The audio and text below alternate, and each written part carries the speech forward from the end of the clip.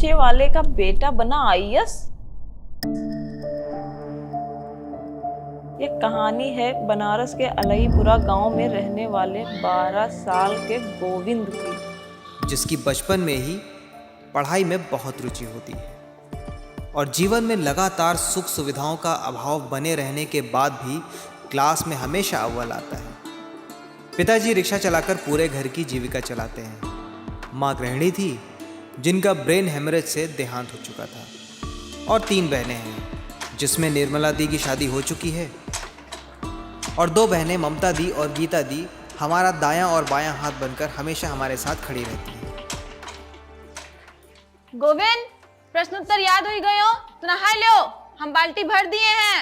दीदी, तुम्हारी ड्रेस कहाँ है? तुम जाके नहाओ, तुम्हारी ड्रेस कल हम धो के डाल आए थे छत पे, लेकर आ रहे हैं।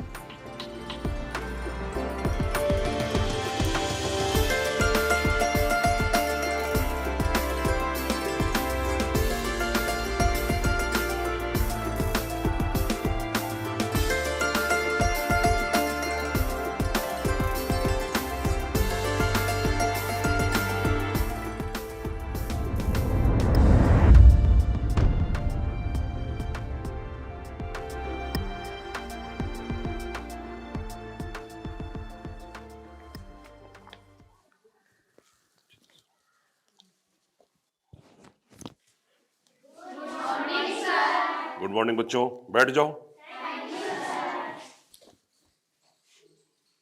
सर, आज हिंदी का टेस्ट है।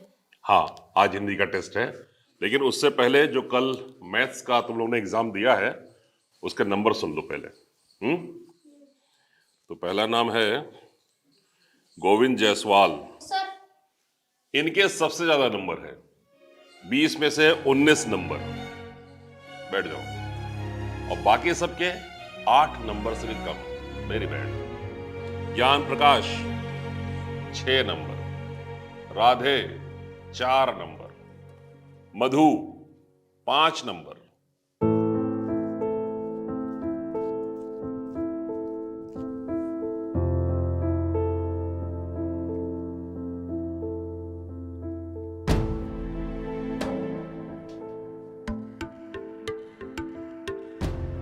गोविंद, ये फटा फटा कपड़ा पहने घूमते रहते हो, बताते काहे नहीं हो?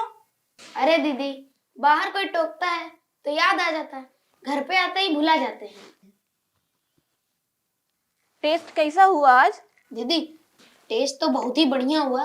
और पता है दीदी, मैथ्स में हमारे सबसे ज्यादा नंबर आए हैं, 20 में से 19 नंबर आए हैं। कल काहे का पेपर है? अब टेस्ट खत्म हो गया, अब हम जा रहे हैं अपने दोस्त के साथ खेलने। रात ना कर देना खेलते खेलते, थोड़ा जल्दी आ जाना। ठीक है। पापा रिक्शा चला के आए, उसके पहले आ जाना। ठीक दीदी।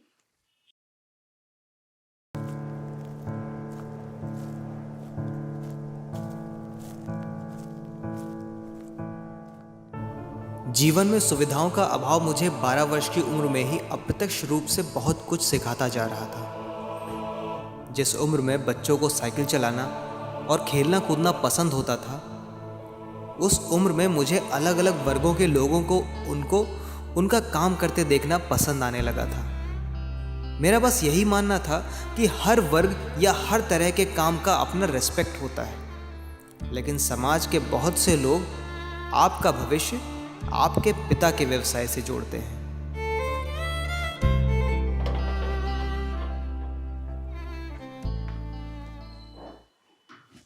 तू भी नहीं पकड़ पाया। नमस्ते अंकल। नमस्ते बेटा, क्या नाम है तुम्हारा? गोविंद। गोविंद, किसके बेटे हो? नारायण जी के। नारायण जी के। क्या करते तुम्हारे पापा? मेरे पापा रिक्शे वाले हैं, वो रिक्शा चलाते हैं और रिक्शा किराए पे भी देते हैं। ए साले, गरीबों की पैदाइश। निकल मेरे घर से, जाके बाहर गरीब बच्चों के साथ खेल। मेरे बेटे के साथ खेल करके उसका भविष्य बर्बाद कर रहा है। पापा, आप अंदर जाइए। आउट, आउट, निकल।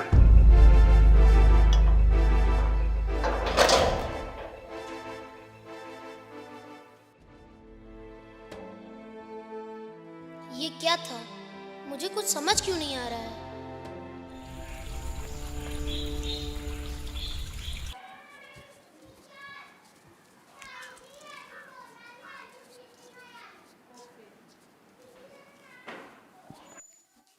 सर, हाँ बेटा, बोलो। सर हमको कुछ प्रश्नों का उत्तर पूछना था, बता देंगे? हाँ हाँ, जरूर बता देंगे। कॉपी कलम लेके आओ, बहुत अच्छे से बता देंगे। सर हमको जिंदगी के बारे में जानना था।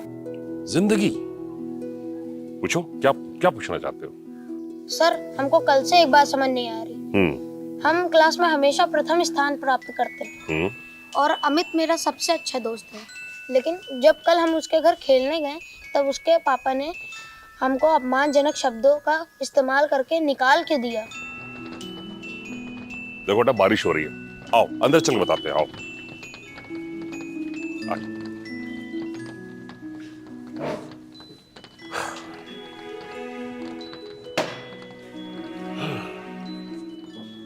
देखो बेटा, जो कोई समृद्ध हैं वह तथाकथित ऊंचे वर्ग के लोग ये अपने बच्चों के पास और अपने घर किसी गरीब को आने नहीं देंगे।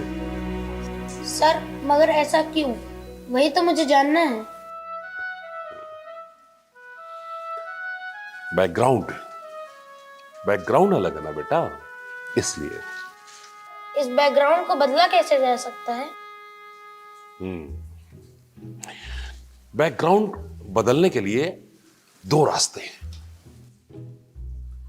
पहला तो ये, या तो तुम्हारे पिताजी कोई और काम कर रहे होते, या तुम कुछ ऐसा करो कि तुम्हारे बैकग्राउंड की वजह से तुम्हारे पिताजी का नाम ये समाज जाने।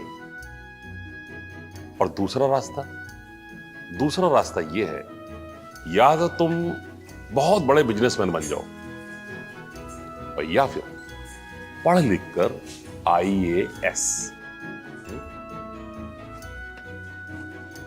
हाँ, बिजनेसमैन बनने के लिए थोड़ा तो पैसा चाहिए ही होगा। सर हाँ बेटा बोलो। सर ये IAS कैसे बनते हैं? IAS, इंडियन एडमिनिस्ट्रेटिव सर्विस, ये बेटा देश की सबसे बड़ी परीक्षा मानी जाती है, और जो इसे पास कर लेता है वो समाज के सारे बैरियर को तोड़ सकता है।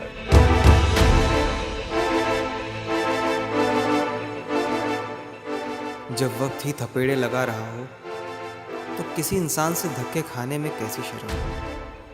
मुझे बुरा इस बात का नहीं लग रहा था कि मेरे दोस्त के पापा ने मुझे धक्के मार के निकाला था। सच्चाई पता चलने पर मुझे तकलीफ तो सिर्फ और सिर्फ समाज की मानसिकता देखकर हो रही थी। जिंदगी धक्के तो केवल जिंदा इंसान को ही मारती है कि अगर उनमें कुछ कर गुजर जाने का जज्बा हो तो वो उठ खड़े हों वरना लाशों को कौन पूछता है। चल गोविंद, उठ उठ, बदल दे अपने परिवार का background. Change the background. Change the background. Change the background. Change the background. Change the background. Change the background. Ground.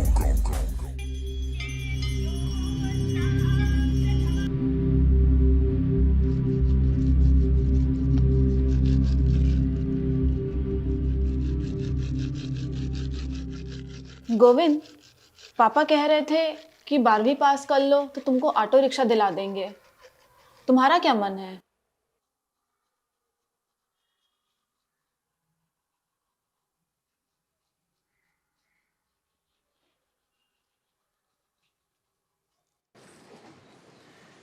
ओए, कितनी बार चेतावनी दी है कि यहाँ रिक्शा लेके ना खड़ा हुआ करो, लेकिन तुम सालों कपार पे ही खड़े हो जाते हो यहाँ के। सरकार जा रहे हैं।